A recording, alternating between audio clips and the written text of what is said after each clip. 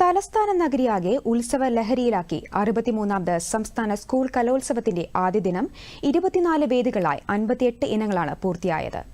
ആദ്യ ദിനം പൂർത്തിയായപ്പോൾ 215 പോയിന്റുമായി കണ്ണൂരാണ് ഒന്നാമത്, 214 പോയിന്റുമായി തൃശൂർ രണ്ടാമതുണ്ട്, 213 പോയിന്റുമായി കോഴിക്കോടാണ് മൂന്നാമത്. സംസ്കൃതോത്സവത്തിൽ 35 പോയിന്റുമായി 4 ജില്ലകളാണ് മുന്നിൽ. ആകെയുള്ള 249 മത്സര ഇനങ്ങളിൽ 58 എണ്ണമാണ് ആദ്യ ദിനം പൂർത്തിയായത്.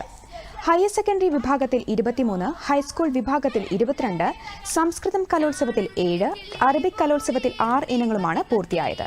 രണ്ടാം ദിനമായി ഇന്ന് 60ഓളം ഇനങ്ങളാണ് നടക്കുക.